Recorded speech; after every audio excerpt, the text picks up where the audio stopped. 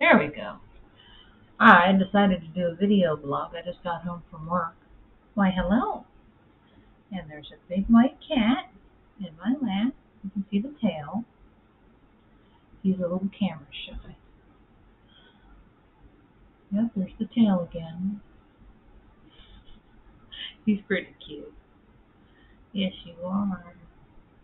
Yes, you are. So I had a interesting trip to work this morning. Part of what I have to do is cross a busy street. I'm on the wrong side of the street from the bus stop. And the interesting fact is I take that same bus both ways.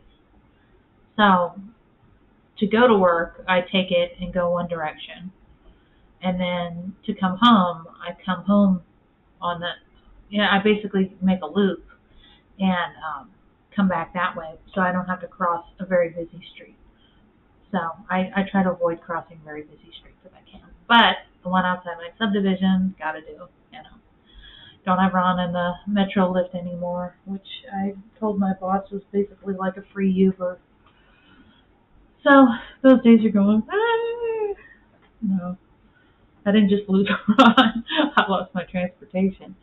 But we always, that's why I bought a house on a bus line, because I knew something could happen. So I'm glad I did. Then I left the house at about 6:45 this morning, and I got up to the busy street, and it was flying both ways, just back and forth. And I'm like, how am I going to get across? And I finally saw a little gap, and I took it and I ran. But I didn't exactly feel secure. And the bad thing about it is, if one of those cars gets me, there's a good chance I'm not going to die. I'm just going to get mangled. So, like Ron, and I don't want that. So, that was a little icky. So I'm going to leave the house earlier when I have to do that. Leave at that, get to work at a certain time. I'm just going to leave earlier and hopefully avoid all that. I would rather get to work earlier. I look a little overeager than than get hurt. It's just not worth it. But once I got on the bus, it was okay. The bus did not break again this time. Yesterday, the bus door wouldn't open at the transit center, and it was real fun trying to get off. And I'm thinking I'm gonna have to go out the emergency exit window.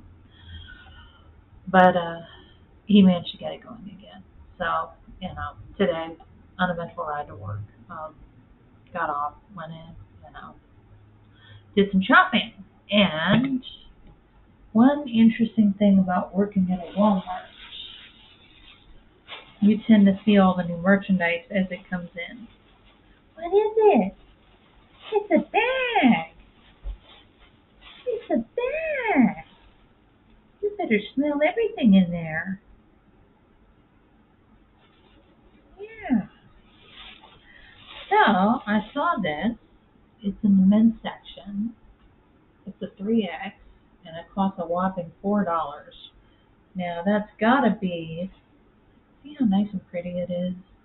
You don't often see shirts like that at the store. It's so nice and folded, and I hate to unfold it. I did the same thing with my hoodie. I left it for a couple of days before I unfolded it. Don't chomp on me, that's very rude. Yeah, and it's not 100% cotton, of course not, for $4. But it's still very cute. It's a 3X, so that's a little big for me. But I prefer looser clothes when I'm working because I'm very active in my job. And then all my gray t-shirts are trashed. I just wore them to death. So, like another pretty shirt. So this I got in a gray heather. So I'm going to wash these tonight. I just thought I'd show them to you. And then I also thought, while I was in my bag, I'm going to show you one of the candies I did.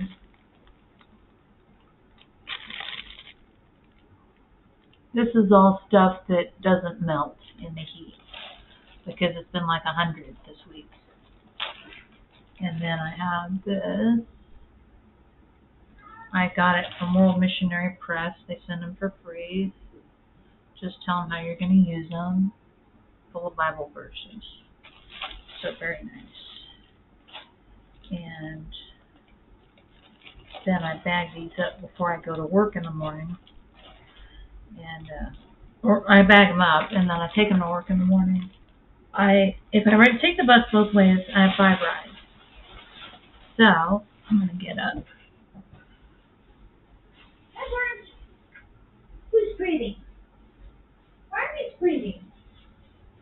Barney's a good girl. Yes, she is. I'm sure Daddy misses you very much.